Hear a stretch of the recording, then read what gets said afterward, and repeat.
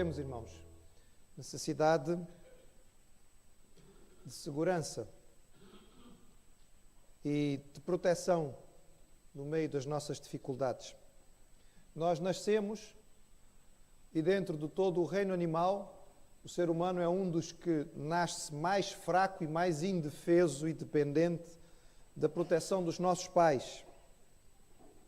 O cuidado materno que nós recebemos, que é um reflexo do cuidado do nosso Criador e que as mães herdaram porque foram criadas à imagem de Deus, é um reflexo do seu cuidado. E o cuidado do Senhor é um dos grandes consolos que o crente tem através da leitura das Escrituras. A Bíblia está cheia de relatos sobre o cuidado que o Senhor tem para connosco. Eu queria compartilhar com os irmãos brevemente um destes relatos, que está no segundo livro de Reis, no Antigo Testamento, capítulo 4. Segundo livro de Reis, capítulo 4, a partir do verso 1.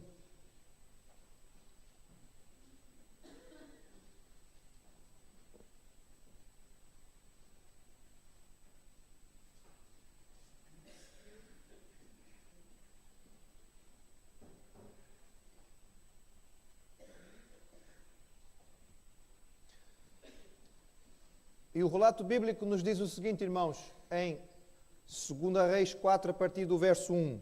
E uma mulher, das mulheres dos filhos dos profetas, clamou a Eliseu, dizendo: Meu marido, teu servo, morreu. E tu sabes que o teu servo temia ao Senhor.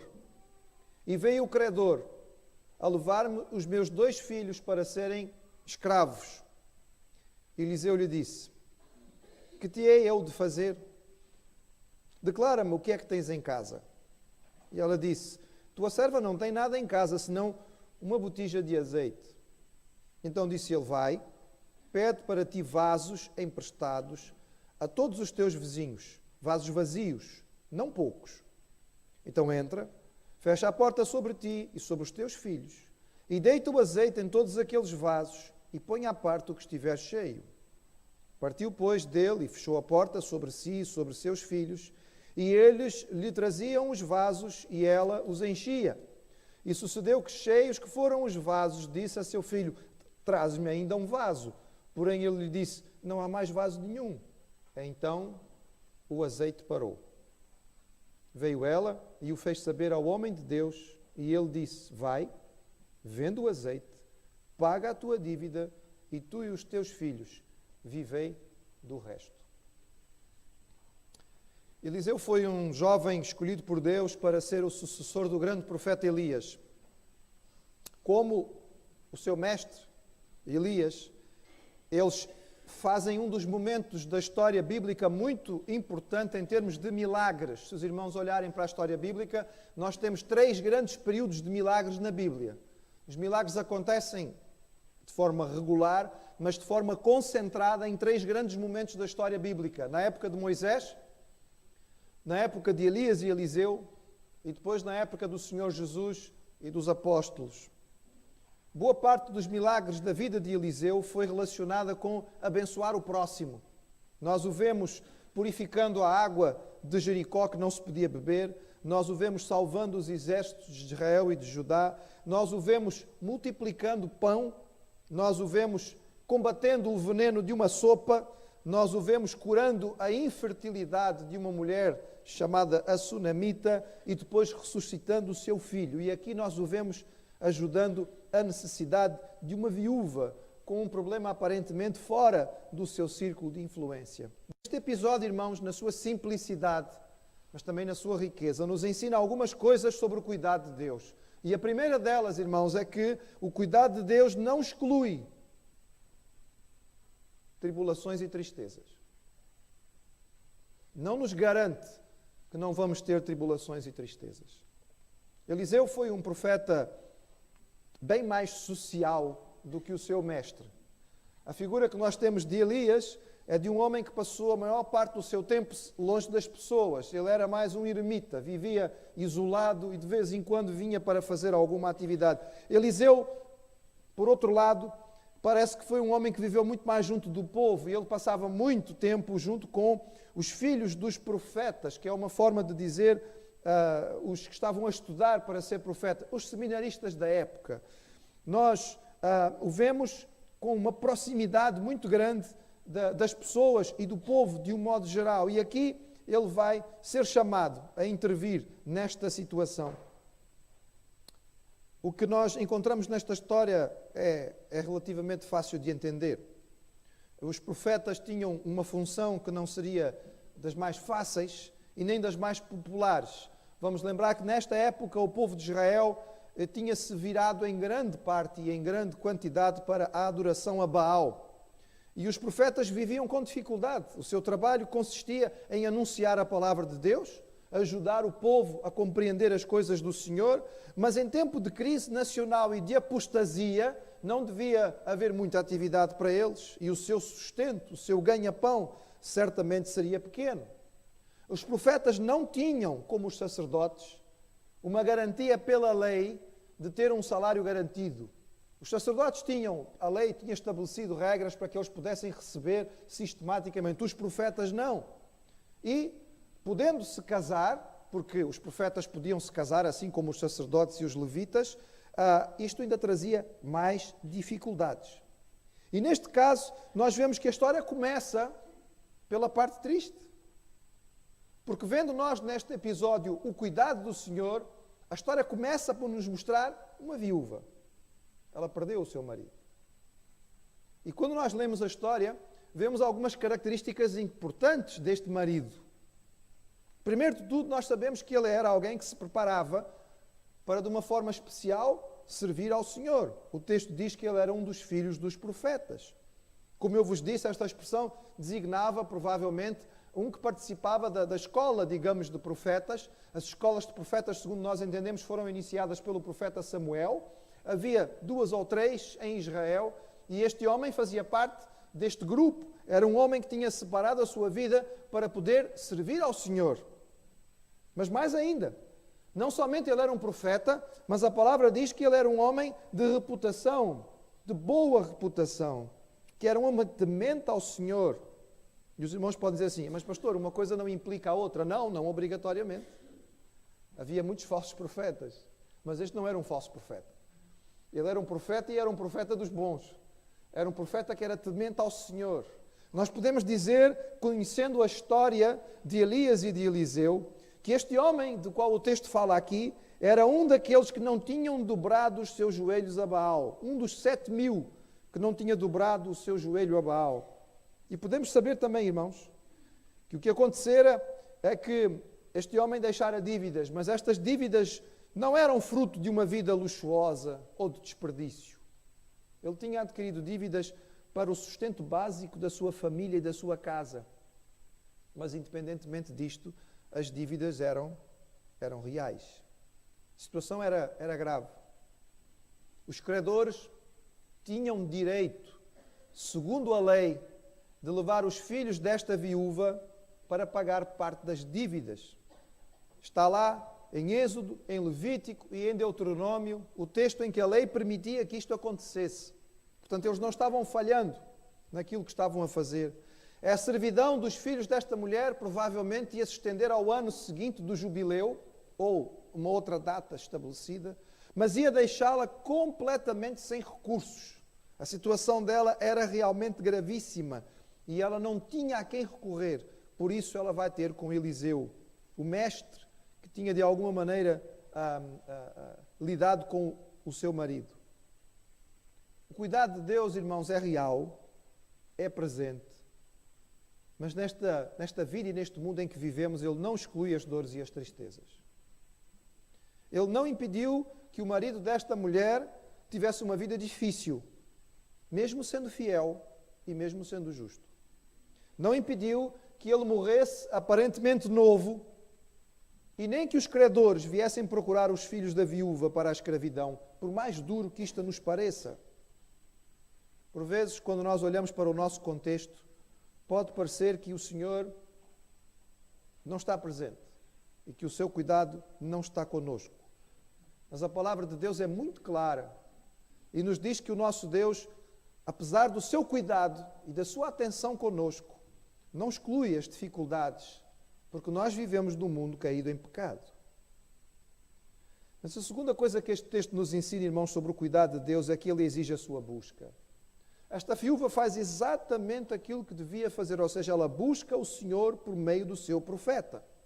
Afinal, ela era uma esposa de profetas, ela sabia onde devia buscar o auxílio de Deus, e antes de recorrer a outros lados, a outras soluções, antes de tentar arranjar uma outra dívida para pagar a dívida que ela já tinha acumulado, ela vai ao lugar certo, ela vai buscar a orientação divina, ela vai ter com Eliseu, que fora um dos profetas ou mestres do seu marido, e ela acredita que ele podia ajudá-la.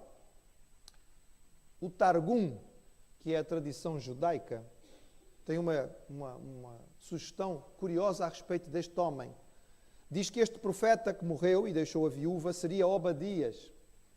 Não o profeta Obadias, que é um profeta menor, porque o profeta Obadias é um profeta claramente pós-destruição de Jerusalém, mas o Obadias que aparece em 1 Reis, capítulo 18, e os irmãos que se lembram da história de Elias, lembram-se que este homem era o mordomo de Acabe, e ele tinha protegido os profetas, escondendo 50 deles e sustentando-os com pão. E a tradição judaica diz que foi nesta altura que Obadias começou a adquirir as suas dívidas e ficar em dificuldade. E que por fim ele teria morrido e a viúva tinha agora que pagar a dívida. É uma tradição, irmãos, é apenas uma sugestão, uma ideia. A maioria dos estudiosos entende que seria difícil identificar Obadias como filho dos profetas e também que seria difícil entender que ele tivesse ficado com uma dívida tão grande. Mas seja como for, aqui nós entendemos que esta mulher vai ao lugar certo para buscar a resposta. E a quem é que nós levamos os nossos cuidados? A quem levamos as nossas ansiedades? Em quem buscamos as nossas soluções? A Bíblia nos dá uma noção clara de que nós temos um Deus que ouve e que está disposto a nos ouvir. Tanto no Antigo quanto no Novo Testamento nós compreendemos isto, irmãos. E a palavra do Senhor parece que é escrita de uma forma tão bonita e tão clara para nós percebermos. Se os irmãos olharem para o texto sagrado e a organização do Antigo e do Novo Testamento, vão ver que há tanta semelhança. No Antigo Testamento nós temos Deus fazendo uma aliança com o seu povo. E encontramos isso nos 5 livros iniciais. E depois nós temos a história do povo que tinha que viver a aliança. Como é que o povo se comportou com a aliança? E nós temos os profetas, que foram os homens que Deus mandou para dizer ao povo da aliança como é que devia viver a aliança. E no Novo Testamento a história se repete. Nós temos a nova aliança, o Novo Testamento feito em Jesus. Encontramos isso nos livros dos Evangelhos. E a seguir, um livro histórico que nos diz como foi que o povo, o novo povo da aliança, a igreja, viveu a aliança. E depois nós temos as cartas, os homens que Deus escolheu para dizer ao povo da aliança como viver em aliança com o Senhor. Queremos saber como viver, queremos encontrar as respostas de Deus para nós. Nós temos a palavra de Deus para isto. Nós encontramos na palavra do Senhor as respostas. É ali que nós nos alimentamos e percebemos o cuidado do Senhor. Mas o cuidado do Senhor, irmãos, segundo esse texto, também nos diz claramente que Ele exige obediência, ou seja, uma fé colocada em prática. É curioso que Eliseu, aparentemente, no início, não sabe muito bem o que fazer e pergunta à mulher: o que é que eu hei de fazer? O que é que queres que eu te faça? Talvez ele pudesse estar a dizer assim: os profetas não têm um banco, eles não têm uma reserva guardada para estas situações, nem eu tenho, também sou profeta, também não tenho dinheiro para pagar a dívida do teu marido. Mas é muito interessante o que vem a seguir, irmãos, e isto é um ensino bíblico que nós encontramos em inúmeras situações na história, porque ele pergunta assim a ela: diz-me lá o que é que tu tens em casa. O que é que tu tens em casa? Ou seja, Eliseu diz a ela: eu vou ajudar-te, mas eu vou ajudar-te a te ajudares a ti mesmo. Em vez de eu fazer tudo por ti, eu vou-te mostrar como é que Deus pode fazer com aquilo que tu tens.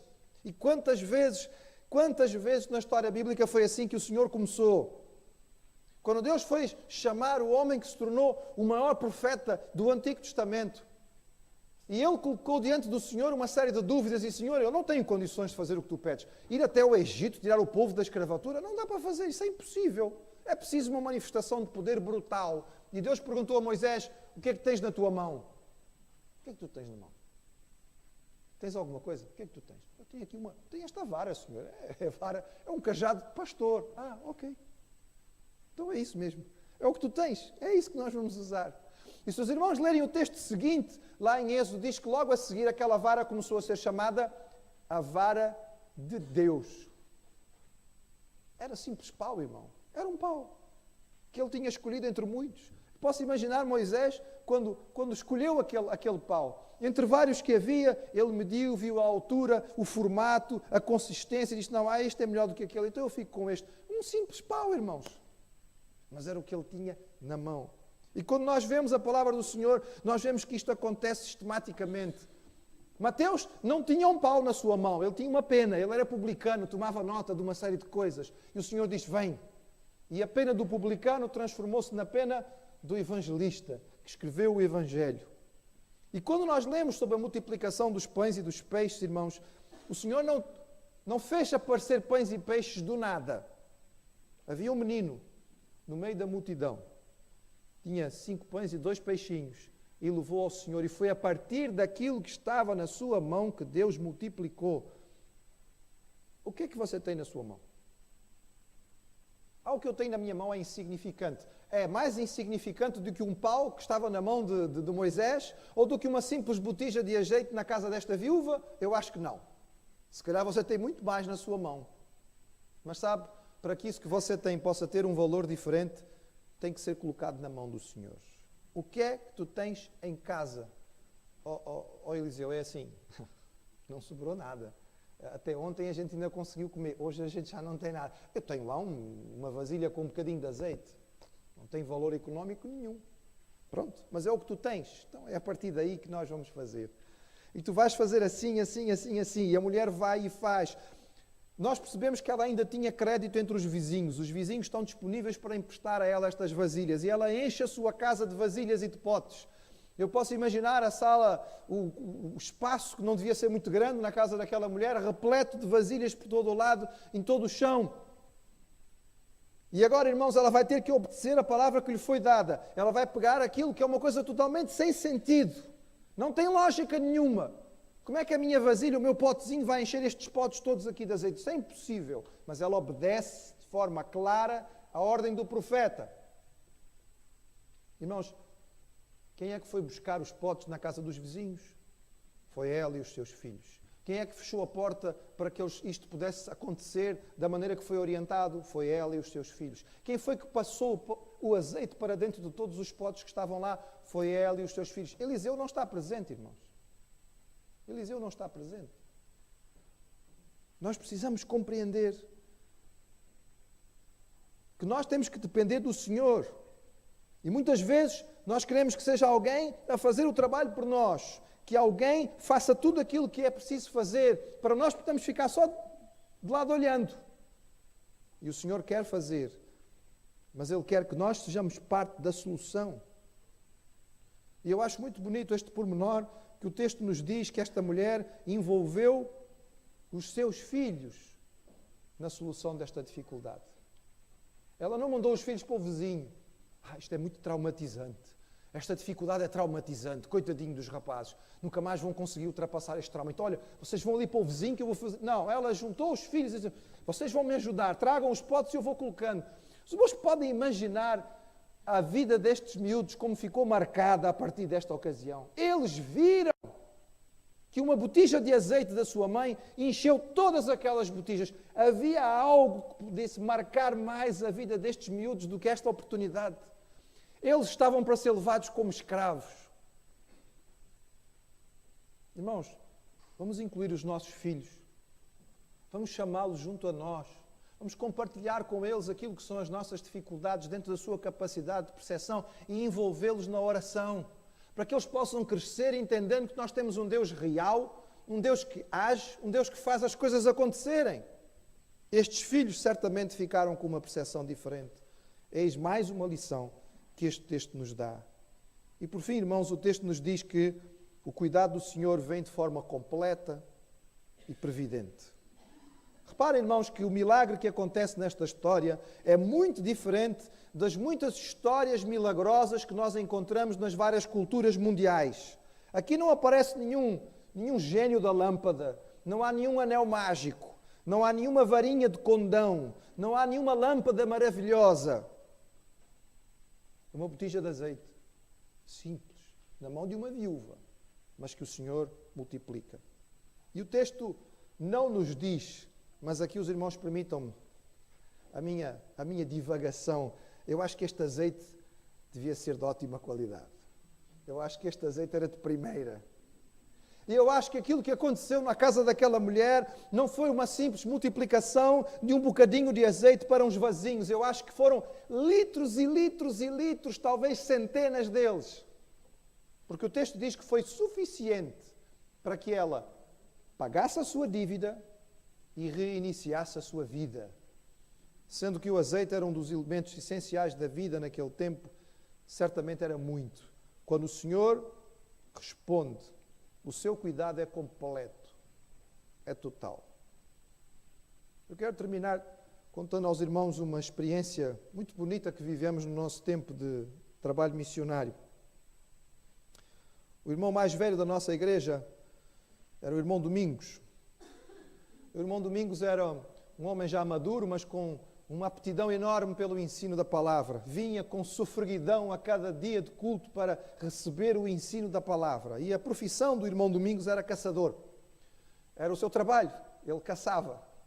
Então, sempre que ele ia para o mato caçar, a primeira coisa que ele fazia era passar na casa do pastor. É uma experiência nova que eu nunca tinha tido, mas que a gente experimenta muitas coisas diferentes em África. Então ele passava na minha porta e dizia: pastor, eu vou caçar.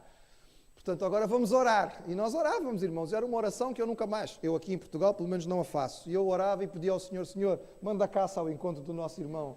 Livra-o de animais perigosos, que ele não seja picado por nenhuma cobra, que ele não seja alcançado por nenhum animal selvagem dos mais perigosos. Guarda-o de outros caçadores furtivos que possam estar no mato. E a verdade é que sempre o Senhor o abençoou. Mas houve uma vez que ele foi caçar sem passar na casa do pastor. E nesse dia ele voltou de mãos vazias, irmãos. E ele fez questão de passar na minha casa e dizer: pastor, desta vez eu fui caçar, mas eu não vim aqui orar consigo. E não consegui apanhar nada. Mas o irmão Domingos teve um AVC. Ficou verdadeiramente deformado. O seu lado completamente paralisado. A sua boca completamente torta. Ele praticamente não se conseguia entender aquilo que ele dizia. E na mesma ocasião, praticamente no mesmo dia, o régulo de Bafatá, o rei tradicional entre o povo Fula em Bafatá, também teve um AVC. E também ficou em muito mau estado. Apesar de serem muçulmanos, os muçulmanos daquela região da Guiné ainda creem muito na feitiçaria. E por isso, eles mandaram buscar um feiticeiro famoso do país vizinho.